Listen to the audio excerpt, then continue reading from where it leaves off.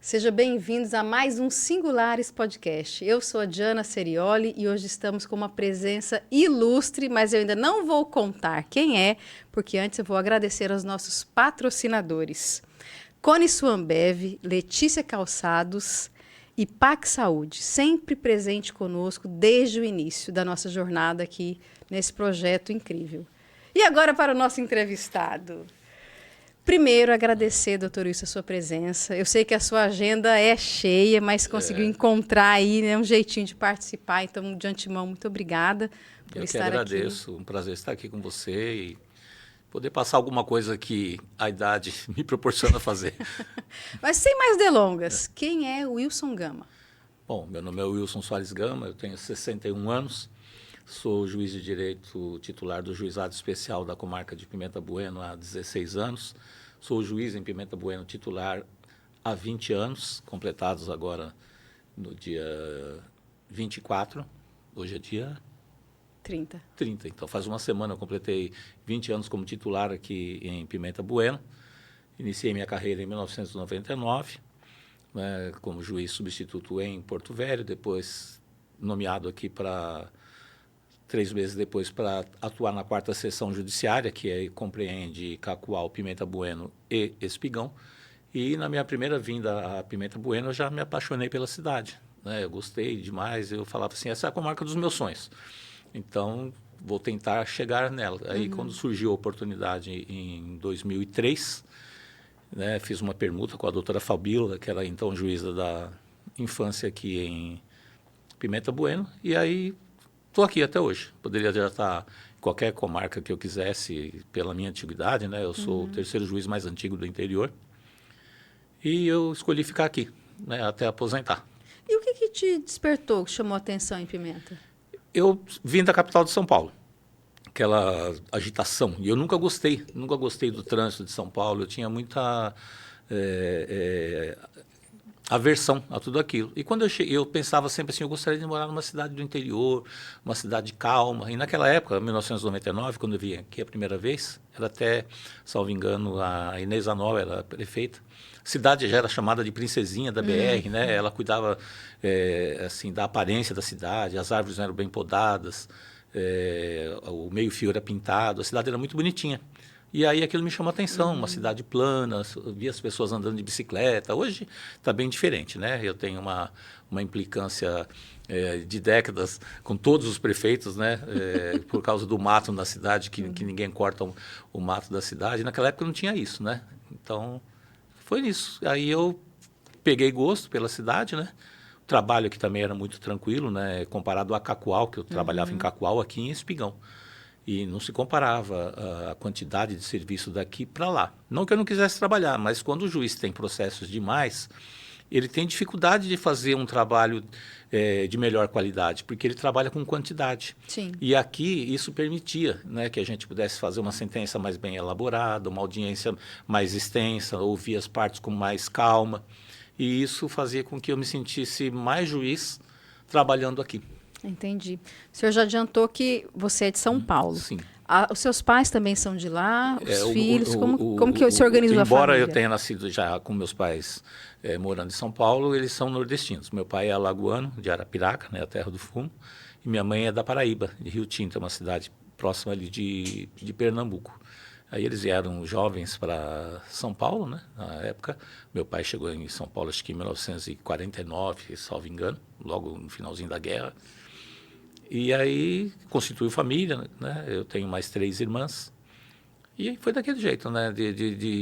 Nós tivemos uma infância, que eu digo que é a infância raiz, aquela infância que você brincava na rua, né? Que você estudava escola pública de qualidade, né? Que você estava jogando futebol na várzea, né? A gente vivia no regime militar, mas não tinha a menor ideia do que isso representava, né? Não nos sentimos afetados por isso.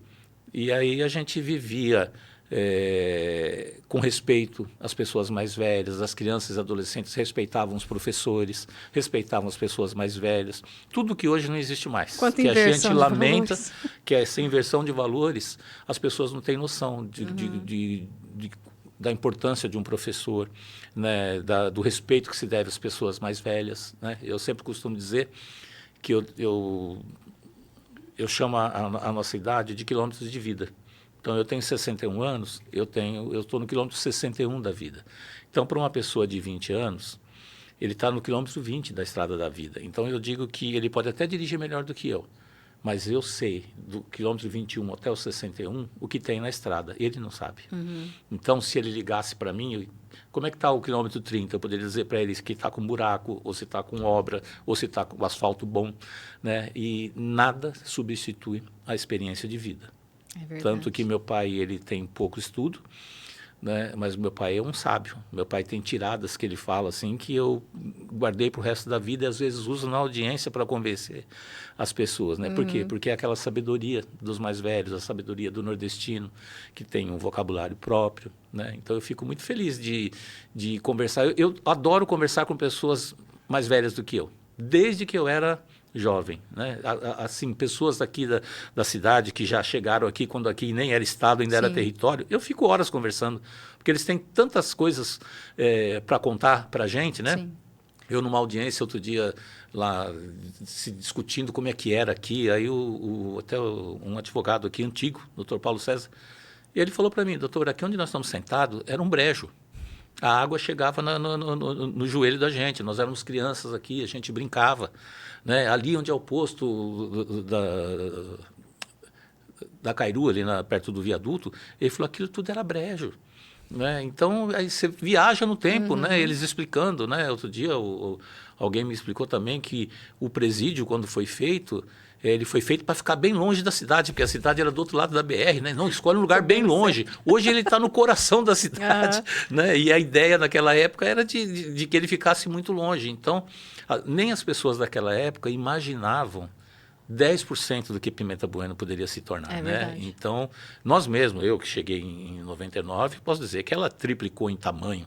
Não existiam aqueles bairros lá para cima, né? Então, foi tudo assim... E é bonito a gente ver isso, né? A cidade crescer, porque você faz parte, né? Você faz parte daquele desenvolvimento e você tem história para contar também. Tá, deixa eu entender um pouco, assim, da tua trajetória. Sim. São Paulo... Conheceu a Helena em São Paulo, sim, os filhos lá? Todos em São Paulo. Tudo lá. Tudo. E antes de ser juiz, com o que você trabalhou? Bom, eu comecei a trabalhar em 1978 como auxiliar de escritório, né, ali no bairro do Brás. E naquela época o bairro do Brás era tomado por nordestinos. E muitos deles com muito pouco estudo. Né? Era interessante, porque tinha deles que eram semi-analfabetos e outros analfabetos de não saberem escrever mesmo. Então, assistindo aquele filme Central do Brasil, que aquela atriz ela escrevia cartas para as pessoas, eu me vi ali porque eu fiz isso muitas vezes. Naquela época não existia e-mail, não existia nada, era carta.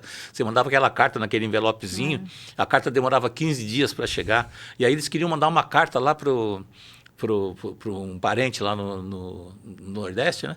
E aí eles pediam para eu escrever a carta, então trazia aquele papel carta, e aí era interessante porque eles falavam com aquela simplicidade, eles falavam assim, ó, bote aí, a comadre Chiquinha, a comadre Almerinda manda lembrança e manda dizer que está com muita saúde e que não sei, e eu escrevia, né? Traduzia para um português, e mandava aquela carta, depois demorava 30, 40 dias para vir a resposta. E quando a resposta vinha chegava num sábado, e eu não trabalhava de sábado e domingo, agonia. Eles desesperados. Quando eu chegava 7 horas da manhã na segunda-feira para trabalhar, que eu via eles ali rondando a loja, que eu trabalhava de auxiliar de escritório, eu já sabia, chegou a carta. Porque eles estavam ávidos para que alguém lesse a carta. E aí eu ia ler a carta, sabe? E daquele jeito também. Não, o compadre fulano manda lembrança para você, manda dizer que fulano não está muito bem de saúde. Aí quando às vezes tocava no nome de um filho ou da mãe, aí as lágrimas deles escorriam, sabe? Era uma coisa... até difícil imaginar, não, né? É inacreditável, sabe? E aí eu penso, poxa vida, isso é uma realidade, esse filme, porque eu me vi fazendo isso muitas vezes. E aí, naquele interregno, aí eu fui prestar o serviço militar obrigatório com 18 anos, né? Me casei aos 20. E aí, 2 anos depois, aí eu fui trabalhar por conta com meu pai, vendendo retalhos de tecidos por quilo, que era que a gente vendia, que era como se fosse sucata, mas sucata de tecido. Foi onde eu conheci essas lojas Rei do Pano. Em 1982 eles já eram meus clientes, porque eles têm em vários lugares. Daqui? Né? Aqui, o Rei do Pano, são todos meus amigos desde aquela época. E aí, eu já com 24 anos e 2 filhos, e aí você começa a sentir a necessidade. Morava num apartamento pequeno, aquela dificuldade, e não tinha estabilidade. Aí eu pensava nisso, falei, poxa vida, eu preciso de estabilidade, porque não dá para ficar o resto da vida, porque você trabalhando por conta, quem trabalha por conta sabe do que eu estou falando, você, mesmo no mês que você ganha bem, você não fica totalmente tranquilo, porque você não sabe se no mês que vem você vai ganhar bem também. Você não tem férias, você não pode se programar. Então eu falei, não, eu preciso de uma profissão que tenha estabilidade. Que eu possa ter férias, que eu possa me programar. Né? Aí eu já chutei logo alto. Né? Eu tinha um amigo que ele tinha uma história escolar parecida com a minha. Porque ele não tinha terminado, na época era o colegial, que hoje se chama ensino médio. E eu também não. No 3º ano eu parei, não estudei. E eu já com 25 anos de idade, eu falei, e esse amigo foi fazer supletivo, e depois ele fez faculdade de Direito, e depois se tornou juiz em São Paulo. Aí eu falei, uma coisa, eu vou ser juiz também. Mas até então não tinha feito a graduação. Nada, eu não tinha nem terminado o ensino médio. Aí eu peguei e fui fazer supletivo. Com 25 anos de idade, com filhos, fiz supletivo, terminei, prestei vestibular, né, em 3 faculdades, fui aprovado, mas numa das que eu fui aprovado foi a que esse amigo meu que se tornou juiz fez. Falei, não, eu vou nessa, que essa aqui, eu já sei que ele aprendeu bem. E aí eu fui então fiz 5 anos de faculdade. E 10 anos depois de eu ter terminado o supletivo, eu estava tomando posse como juiz. Então, em 10 anos, eu consegui tirar esse atraso, né, de fazer o supletivo, fazer a faculdade, me preparar para o concurso e ser aprovado. Né? Eu sei que é uma exceção, Sim. Né? Assim, Sim. pelo tempo que eu levei. Mas não deixa de ser também uma inspiração, né, para quem está aí. Sem dúvida, né? sem dúvida. Porque eu ia até perguntar por que fazer o direito? Então foi seu amigo. Foi. Eu vi uma função importante, uma função com estabilidade e uma função que eu achava que eu me daria bem. Né? Na 5ª série, não sei se existe 5ª série hoje em dia, na nossa época, o nosso professor de português, é aquela história, era uma educação de qualidade. Nós tínhamos um caderno à parte, naquela época não existia caderno universitário, não, aquele caderninho, e ele mandava a gente fazer. Todos os dias nós temos que escrever uma folha, uma notícia de jornal. Né? Você tinha que pegar o jornal, podia ser de jornal até de uma semana. Você tinha que escrever, redigir aquela notícia, e ele sorteava 5 alunos todos os dias para ir lá na frente explicar a notícia. Olha isso. Como é importante. E ele dizia, olha, vocês vão me agradecer quando vocês forem adultos, porque ler jornal e escrever melhora o seu vocabulário e a sua forma de escrever. Ele estava profetizando, porque quando eu fiz o exame oral aqui, na magistratura, você faz uma entrevista com os desembargadores da banca examinadora. E aí eles começam a pergunta a sua vida, do jeito que você está fazendo aqui. Aí ele falou assim, o senhor lê muito?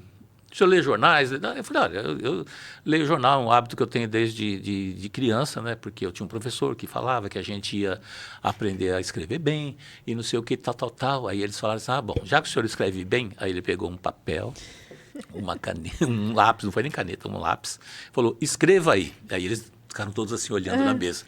Exceção. Aí eu escrevi, exceção, corretamente. Ele falou, tá.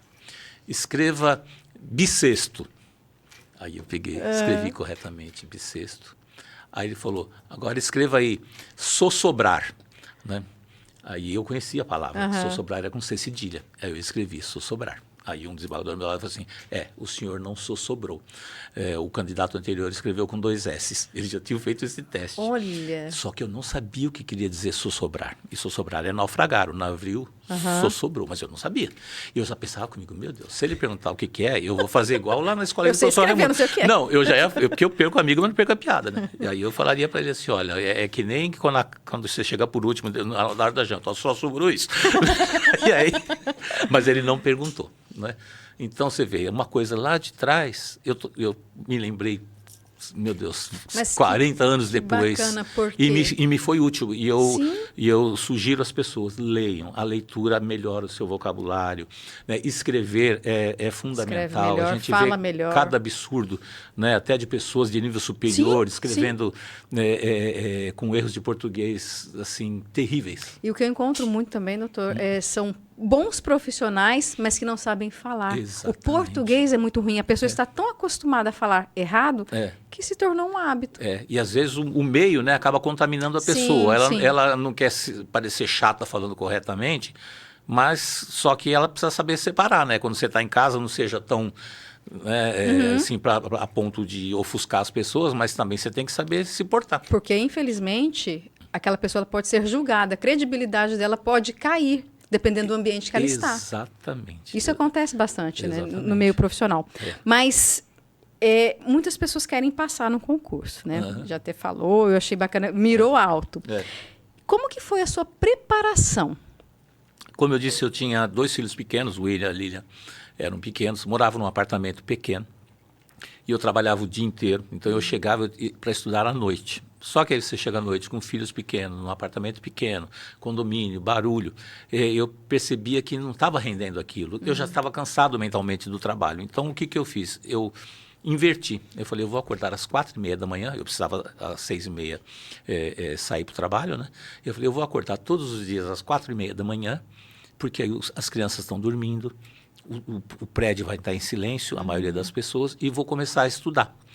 E aí, então, eu peguei o edital do concurso, né, da magistratura aqui, que eram todas as matérias, praticamente todas as leis, né, todos os códigos, e dividi. E aí eu passei, naquela época nós não tínhamos a facilidade que tem hoje de ter videoaula, de ter Google, não tinha, era na raça, você tinha que pegar o livro e você mesmo escolher o material. Sim. E aí eu escrevia, eu comprei um caderno universitário grande, e aí eu escrevia o resumo de cada ponto, à mão. Caneta azul e uma caneta vermelha Bic para as palavras-chave. Então, eu sabia na hora de estudar, eu tenho que citar em vermelho, porque isso aqui é importante. E aí eu ia fazendo aquilo. E aí eu ia resumindo. E eu me propus resumir o resumo do resumo do resumo para que todos os pontos, cada ponto, coubesse em 6 folhas do meu caderno de universitário. Eu vou ter que resumir, o principal. Nisso, eu era obrigado a passar por toda a matéria, para poder resumir melhor. E aí eu conseguia fazer isso. E aí eu ia fazendo isso repetidas vezes. E eu tinha uma preocupação de não errar o básico. Porque eu sempre pensava assim, porque quando você vai fazer, principalmente o exame oral, eles não começam fazendo... Eu fiquei 1h30 sendo sabatinado nesse meu último curso que eu passei. Só que eles não começam perguntando coisas difíceis, eles vão começando com o básico e vão apertando e aumentando. A minha preocupação, porque as pessoas, ninguém sabe o limite do nosso conhecimento, mas ele pode ter uma presunção equivocada, né? Então eu pensava, se o cara começar a perguntar coisas simples e você começar a gaguejar e começar a tropeçar ou errar, mesmo que você saiba muito, ele pode presumir que você não sabe nada. E ele desanima com você. Sim. Então eu falei, não. Agora, se você vai respondendo bem, lá na frente, você tropeça numa ou outra, ele vai considerar aquilo que... Não, esse cara ele tem conhecimento. Errar é normal. Ninguém passa com 10 no concurso, né? Sim. Então... era isso a minha preocupação. Então, eu usava aqueles livrinhos de sinopse de antigamente, eu fazia exemplo. Eu tinha uma preocupação muito grande de ter um exemplo para tudo, porque se o cara perguntar, não tem nada que explique melhor do que você falar um exemplo. Porque se você falar um exemplo correto, você mostra que você entendeu. Sim. Então, era desse jeito. E foi assim que eu fui fazendo, até que consegui. Mas e por que? Você já fez para Rondônia? Para Rondônia. Por quê? Porque quando eu estava terminando a faculdade, assim que eu terminei, aí um dos reis do pano alguns estavam lá em São Paulo, que eles iam para lá fazer compra da gente, e aí eu falei para ele, olha, quando abrir um concurso para juiz lá em Rondônia, eu nem fazia ideia do que era Rondônia, né? Ele falou assim, vocês me falam que eu vou lá fazer. Aí ele falou, então tá bom. Aí um dia eu tô lá tranquilo, assim, recém-formado, aí o de Jaru, né, o Joanês, ele ligou para mim. Falou, eu lembrei aqui que você falou, tal, eu estou vendo aqui no jornal que está aberto o concurso para juiz. Olha isso. Mas olha, só que hoje é o último dia da inscrição, não sei se ainda dá tempo. Aí eu falei, não, deixa eu liguei no tribunal. Naquela época existia o SEDEX, que era 24 horas, você pagava caro, mas chegava em 24 horas. Aí eu liguei no tribunal e falei, não, doutor, se o senhor, eu era advogado na época, falou, se o senhor postar com a data de hoje no Correio Sedex, vai chegar aqui amanhã, a gente considera. O senhor pode se inscrever. Aí eu fiz, né? Aí deu certo, aí eu vim fazer aquele primeiro concurso. Eu, com 1 ano de formado, eu já estava no exame oral aqui da magistratura. Eu poderia ter sido aprovado ali. Aí eu fui reprovado no exame oral. Aí depois, no outro ano, teve de novo, eu vim, fui reprovado de novo, sempre na última fase. Mas eu não desisti, né? Aí, quando foi isso que eu comecei em 94. Aí, em 99, né, 5 anos depois da primeira reprovação, eu consegui a aprovação. Olha a importância, né? Não pode desistir. E, para eu entender, você ficou quantos anos sendo vendedor de tecidos?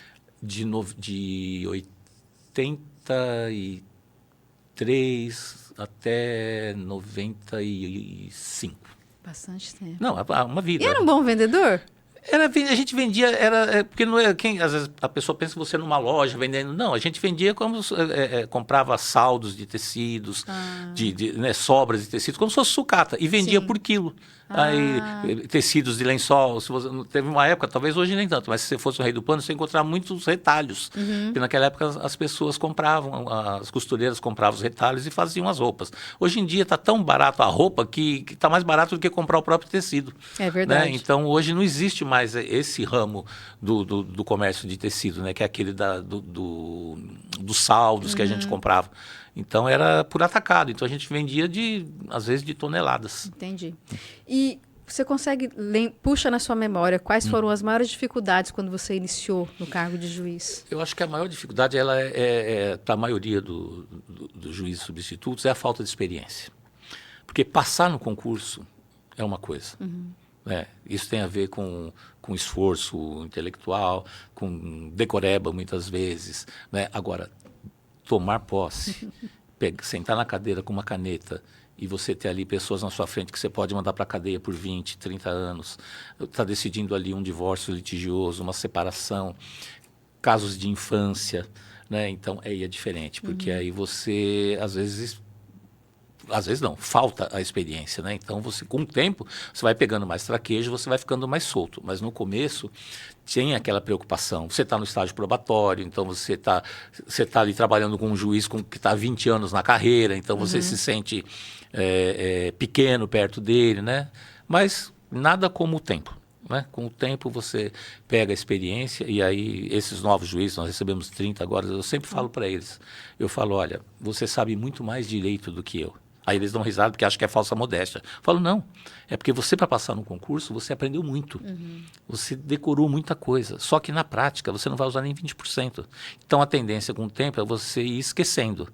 Quando surgir um caso específico, você sabe, porque você tem noção de tudo. Aí você vai lá nos teus apontamentos, você vai na doutrina, e aí você, rapidinho, você volta pro jogo, né? Mas assim, hoje, fazer um concurso para juiz teria dificuldade. Por quê? Porque a preparação, ela é específica, não dá para você... porque você é juiz, você pode passar em qualquer concurso para juiz. Não, muito pelo contrário. Entendi. E tem alguma dica que você poderia dar hoje para quem está cursando direito e quer seguir na carreira da magistratura? A primeira é não desistir nunca. Né? Cada reprovação é só um incentivo que está faltando um pouquinho. Né? Então eu tenho que me esforçar mais. Acabou aquele concurso, vai fazer o outro. Né? Você não está lutando contra os outros candidatos. É uma luta com você mesmo. Você precisa atingir a nota mínima. Não pense na nota máxima, mas na nota mínima, porque ninguém passa com 10. Né? Então, você tem que estar sempre entre os primeiros. Né? No meu concurso, nós éramos inscritos 1.437. No final, só passamos em 8. Né? Eles vêm fazendo uma peneira. Mas fora esses 8, não tinha ninguém preparado? Tinha. Mas aí é aquela história, de repente, deu um azar caiu uma matéria que você não dominava. E às vezes, para aqueles 8 que passaram, caiu uma que você dominava, que concurso também é sorte. Né? Quando você cai uma coisa que você domina, aí você deslancha. E de repente você está preparado em um monte de coisa, e numa determinada coisa cai aquela coisa. Então, também é isso. Tem que estar preparado para a adversidade e saber que você está lutando com você mesmo. Né? Nunca desista. Eu sou a prova viva de que é possível. Né? Uma pessoa que não tinha nem o ensino médio com 25 anos de idade. Né? Eu posso dizer, nós temos colegas, né, aqui em Rondônia, que foi alfabetizado aos 14 anos de idade. Então, você vê como é que é o esforço dessa pessoa, né, para chegar. Agora, no último concurso, nós tivemos uma diversidade muito grande, né? Nós temos colegas que foram garis, né, colegas que eram pedreiros, servente de pedreiro, e estão aí hoje, né, para mostrar que é possível, sim, para qualquer um, porque é só esforço. Muita história de superação, né? Todos. Eu acho que todos. Não tem nenhum que você vai dizer que não foi superação. Por melhor que ele tenha sido, por melhor escola que ele fez, se você não se superar, se você ficar na mediocridade, você não vai conseguir nunca. Agora, se você se superar, e é aquela história, você não tem vida dupla. Não tem essa, não, eu consigo conciliar ir para a balada no final. Não, no final de semana você não tem balada. Né? Eu tenho um colega que foi reprovado aqui no exame oral, mas depois se tornou juiz do Mato Grosso, meses depois, porque ele era muito bom. Ele falou que na sexta-feira ele se trancava no quarto e jogava a chave pela janela, para ele não sair. Ele ficava, ele se prendia, que era para ele ficar estudando. Né? É radical? Não, ele passou. Né? Entendeu? Então, ele sofreu ali alguns anos, mas depois o resto da vida ele pôde ter aquela estabilidade que eu buscava quando eu intentei. Escolhas, né? São escolhas. E você pode contar, trazer algum caso jurídico que te marcou de alguma forma nesse decorrer dos anos? Eu já tive muitos casos, alguns casos engraçados, casos mais sérios, né? Assim, um que ficou na minha mente, porque foi terrível, eu era recém-chegado numa comarca, e eu estava sozinho na comarca, porque os outros juízes estavam todos de férias. Naquela época tinha férias coletivas, né? E aí eu chegava cedo no fórum, tinha audiências para fazer, e eu cheguei no fórum 5:07, e tinha um senhor maior que eu, forte, rústico, você via que eram aquelas pessoas de zona rural, e assim, meio tenso, mas passei, dei bom dia, ele bom dia, passei e entrei. E quando eu sentei à mesa de audiência, com a secretária já preparando os papéis, ele bateu na porta, abriu assim e falou: eu preciso falar com o juiz, o senhor é o juiz? Aí eu falei: sou sim, pode entrar, senhor fulano, pode sentar aqui, né? Pedi para ele sentar. Falei: qual o problema? Aí ele estava tenso, eu via que ele estava tenso. Ele falou assim: olha, doutor, eu vou já falar para o senhor. Ontem eu peguei a minha mulher lá na linha tal com outro homem, eu resolvi que eu vou matar ela. Mas eu achei que eu tenho que falar com o senhor primeiro. Ele falou: eu achei que eu tinha que falar com o senhor primeiro. A secretária olhou para mim, eu olhei para ela. Aí eu falei para ela: pode suspender as audiências, que a conversa aqui vai ser longa. E eu falei: eu preciso de um gancho para falar com esse homem, porque né, ele está... Eu falei: calma, como é seu nome mesmo? Ah, seu fulano. Eu falei: fulano, conta para mim o que aconteceu. Eu sabia o que tinha acontecido, mas eu precisava deixar ele desabafar. Sim, sim. E aí ele começou a contar, e pá. E eu pensei: puxa vida, eu preciso de um gancho. Aí deu aquela luz, né? Pedindo para Deus me dar uma luz. Depois que ele falou bastante, desabafou bastante, eu falei: mas, seu fulano, o senhor tem filhos? Ele falou: tenho, nós temos um filho de 6 anos. Aí eu falei: tá. O senhor acha justo o seu filho cumprir pena com o senhor? Aí ele virou assim: como assim, doutor? Eu falei: veja bem, por melhor que seja a sua família, é a sua família que vai ficar com ele. Então, o senhor imagina no Dia das Mães, né? Porque se o senhor matar a sua mulher, eu vou mandar prender o senhor, porque eu até sei que o senhor ia me avisar que era o senhor que ia matar. Aí eu falei: então, lá no Dia das Mães, os coleguinhas vão estar lá com a mãe, e aí o seu filhinho não vai estar com a mãe. Aí vão perguntar para ele: e a sua mãe? Ah, minha mãe morreu, meu pai matou. É pesado. Aí ele baixou a cabeça. Falei: e no Dia dos Pais? Né? Os pais vão estar lá, vão perguntar para ele: e o seu pai? Ah, meu pai está na cadeia, ele matou minha mãe. Aí ele falou assim: eu não tinha pensado nisso. Aí eu falei: é isso, seu fulano. Aí eu peguei o gancho. Iluminação, hein? Aí eu falei: é isso, seu fulano. Eu não vou dizer que eu imagino o que o senhor está passando, porque só o senhor sabe o que o senhor está passando. Mas se o senhor falar que tem um jeito da gente conversar, eu mando a polícia buscar a sua mulher, trazer ela aqui agora. Não quero ver ela. Eu falei: então tá bom. Então foi o seguinte: eu ganho bem para fazer a sua separação. O senhor tem bem? Não, nós temos um sítio e tal. Eu falei: olha, eu posso fazer a sua separação, decidir quem vai ficar com a criança, mas as pessoas esclarecidas resolvem as suas questões com argumentos, não é com violência. Né? Então, olha, foi 1h30 de conversa. Mas o que ele precisava, ele não queria matar ninguém. Ele precisava desabafar. Ele precisava colocar aquilo para fora. Então, a partir daquele dia, eu passei a atender todo mundo que me procura no fórum. Porque eu penso: já pensou se eu falasse: se eu volto às 11h30 porque eu tenho uma audiência, depois eu atendo o senhor? Ele ia lá, matava a mulher. Sim. Depois no júri ainda fala para mim, eu tentei falar com o senhor nem me atendeu. Né? Então eu atendo todo mundo. Às vezes são coisas que não era nem para falar comigo, mas eu não sei, né? A gente não sabe. Então eu peguei e fiquei com essa lição de vida, né? Claro que ele não matou a mulher, nada, mas foi importante ele ter falado comigo naquele dia. Eu guardei aquela experiência, né? Sem dúvida, você foi um anjo na vida dele. Olha, eu não sei, eu sei que na hora, assim, eu pensei depois, não, Deus acho que me deu aquela luz de perguntar do filho e de improviso, que era uma coisa inesperada, né? Era apenas, para mim, só um dia de trabalho. Mas para ele era um momento, talvez, da vida dele, um divisor de água na vida dele, né? Com certeza, com certeza. Doutor, se você pudesse voltar no tempo e encontrar o Wilson com 15 anos de idade, teria algum conselho que você daria para ele? Sim, não pare de estudar. Como eu fiz, né? Eu falei para ele, não pare, fica muito mais difícil. Dá para recuperar? Dá, mas é muito mais difícil. Então, a educação é a melhor e maior herança que o pai pode deixar para um filho. Patrimônio ele consegue destruir. A educação que ele adquiriu, ninguém tira e ele, com ela ele pode se levantar sozinho, mesmo se o pai não deixou nenhum patrimônio para ele. É verdade. E qual que é a primeira coisa que você faz de manhã quando acorda? Como que é a sua rotina matinal? Depois que eu tomo banho e me troco, eu acendo o forno elétrico para pré-aquecê-lo, né? Porque eu compro o pão francês de uma fábrica de pães lá de Ouro Preto do Oeste, ele já vem congelado, os pacotes. Então, à noite, eu coloco ele para descongelar e crescer a massa. Então, quando eu acordo de manhã, eu mesmo asso o pão francês, que eu tive padaria, esqueci de falar também, né? Três anos antes de ser juiz, eu era dono de padaria lá em São Paulo. Não sei fazer pão, mas sei assar o pão. Então, todo dia de manhã, aí eu asso o pão, aí eu mesmo faço o café. É um ritual. Minha mulher só tem o trabalho de vir tomar o café já prontinho com pão quente. Que maravilha, que bacana. E qual que é o maior ensinamento que os seus pais deixaram para você? De que a honestidade não é uma virtude, é uma obrigação. Isso eu guardo como lição de vida para sempre. E é interessante porque eu vejo em algumas entrevistas de emprego, as pessoas falam assim, qual a sua qualidade? Eu sou honesto. Eu já desconfio dessa pessoa, né? Isso não é qualidade. Isso é natural, né? É obrigação. Então, não, fulano é honesto. E? Né? Oi? É o mínimo que se espera. Quando você começa a ver a honestidade como uma virtude, alguma coisa está errada, né? É verdade.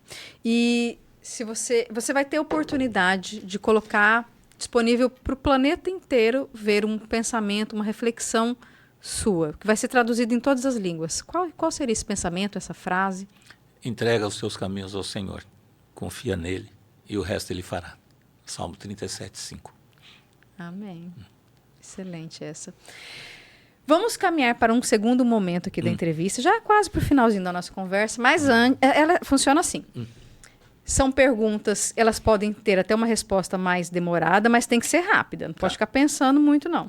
Tá? Mas antes, agradecer aos nossos patrocinadores, Cone Suambev, Letícia Calçados e PAC Saúde Pimenta Bueno. Grandes parceiros desde o início da nossa jornada. Preparado? Preparado. Comida preferida? Carne cozida com batata. Uma qualidade? Pontualidade. Algo que precisa melhorar? Ouvir mais e falar menos. Se uma pessoa não gosta de você, por qual motivo? Porque eu sou chato. Chato como assim? Como é que seria chato? Porque eu cobro horário, né? Eu gosto das coisas muito certinha, né? Eu nunca bebi, não sei qual é o gosto de pinga, por exemplo, não tenho a menor ideia. A Lilian, minha filha, fala, pai, você precisa tomar um porre um dia, porque você... para destravar. Boa. O que te tira do sério? Impontualidade. Detesto quando quem não cumpre o horário. O William, meu filho, tem essa desvirtude. Eu sou extremamente pontual também. E eu fico doido. Horário comigo é um negócio muito sério. Tal horário, 15 minutos antes eu estou lá. Eu tinha que sair daqui para São Paulo de carro, né? E marquei a hora com o William, nós vamos sair tal hora. Ele foi me alcançar em Cáceres. Porque quando deu o horário, eu fui embora. Ele só me alcançou porque eu parei para almoçar e ele não parou. É desse jeito. Eu acho que tem muita coisa aí, né? A pontualidade. Fala muito da pessoa. O que você mais admira em uma pessoa? A humildade. E qual é a melhor parte do seu dia? Quando eu estou assistindo futebol, de qualquer time. Me desligo Gosto de futebol, né? me desligo dos problemas, me desligo do direito, né? Então, acho que é isso que me faz relaxar. Que bom. É importante ter essa válvula, né? Muito importante, senão você estressa demais. A nossa profissão é muito estressante. Imagino. Se você tivesse a oportunidade de ligar para alguém do passado ou do futuro, quem seria essa pessoa e o que você diria para ela? Eu ligaria para o meu sogro. Meu sogro faleceu aos 59 anos, eu estava com 2 meses de magistratura, né? Então eu ligaria para ele, para agradecer por ele ter acreditado em mim quando eu ainda não tinha nem o ensino médio. E ele já acreditou em mim, né? Ele era o pastor da minha igreja, né? Pastor presidente. E nós conversávamos muito, ele me incentivou quando eu falei de fazer o curso de Direito, de fazer o concurso para magistratura. Ele era uma pessoa que sempre me ajudou muito, né? Até financeiramente, em alguns momentos da minha vida. Então, eu gostaria de conversar com ele e agradecer, porque não tive essa chance, né? Porque quando ele faleceu de câncer, quando ele faleceu, eu estava aqui, porque eu tinha acabado de tomar posse. Então, quando ligaram para mim, só foi para pegar o avião correndo e já participar do velório. Então, essa última conversa nós não tivemos. E aí Mas eu tenho certeza que ele, em relação a essa situação com você, ele foi com o coração preenchido, né? Porque ele viu que acreditou e ele foi lá e Quando saiu o fez. resultado do concurso, que ligaram para mim, falaram que eu tinha sido aprovado, eu liguei para ele. Eu não liguei para meu pai, não liguei para minha mãe. Não que eles não merecessem, mas ele estava sofrendo na cama com câncer e tal. E eu sabia que aquela notícia ia dar uma alegria. E aí eu liguei, minha sogra me cobrou isso uma vez, porque eu liguei, quem atendeu foi ela, mas eu não falei para ela. Eu pedi para ela passar para ele. Aí eu dei a notícia para ele. Sensibilidade. Aí ela falou, mas você não falou? Eu falei, não, eu queria falar para ele. Ele foi a primeira pessoa, fora a Helena, que estava do meu lado quando eu recebi a ligação, né? Ele foi a primeira pessoa que eu fiz questão de ligar, porque eu senti de dar uma notícia boa num momento tão adverso que ele estava passando. Que bacana, doutor. Deixa uma dica de filme ou livro ou uma série que você tenha assistido e trouxe aprendizado. Eu sou viciado em séries coreanas, né, na Netflix. Então, eu confesso que eu tenho resistência. Olha, eu tenho uma série, eu não acredito em reencarnação, mas eles têm muitos filmes que envolvem vida após morte, até reencarnação. Então, tem uma série chamada Uma Segunda Chance. É espetacular, assim, porque eles não têm sacanagem nos filmes, eles não têm, né, é uma coisa pura. A cultura deles é muito bonita. Então, é uma mãe que morreu com a filha pequenininha, e aí está lá no além, lá com outras pessoas, e aí dão a ela a chance dela vir por 49 dias, ficar entre os vivos de novo. E ao contrário dos outros mortos, ela consegue interagir e aí ela fica o tempo todo preocupada com a filha dela, só que o marido já casou com uma pessoa, e ela fica tentando proteger a menina de qualquer jeito, e os outros ficam doidos para que ela procure os parentes deles, porque cada um tinha uma história, o meu filho, que pensava, e ela não dá atenção para eles, porque ela tem pouco tempo, eu não tenho tempo, só que no final a coisa vira, né? E ela vai entendendo, e aquilo foi uma lição que ela passou, sabe? É muito bonito, eu recomendo. É Uma Segunda Chance, assistir na Netflix. E tem uma outra também que mexe com vida após a morte, coreana, chamada Hotel Del Luna. Também é muito interessante a história, porque vai mostrando também os problemas que cada um passaram em vida, né? E como aquilo vai sendo tratado, né? Esse Hotel Del Luna é um hotel que é um casarão velho, que é nos pedaços, mas durante a noite ele se transforma num hotel 5 estrelas. E as pessoas que morrem vão para o hotel, cada um com o seu problema lá. E todo mundo que trabalha no hotel é também morto. Só que a dona do hotel, que já está lá há milhares de anos, ela precisa de uma pessoa de carne e osso para tratar das questões com a prefeitura, com o alvará. A então, burocracia. Ela escolhe uma pessoa para ficar ali de gerente do hotel. E essa pessoa não quer. Né? Ela não quer, porque tem horas que é drama e tem horas que é comédia, porque essa pessoa não quer de jeito nenhum.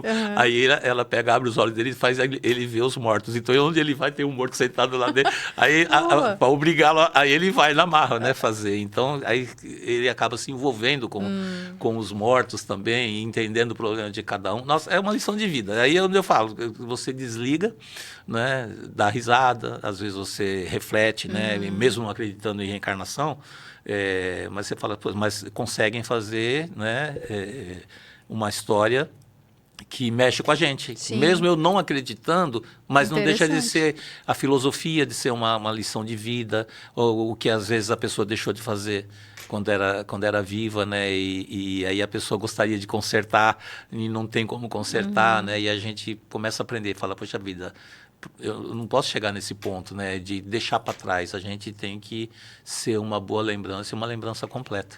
Exatamente. Seja para lá onde que a gente for.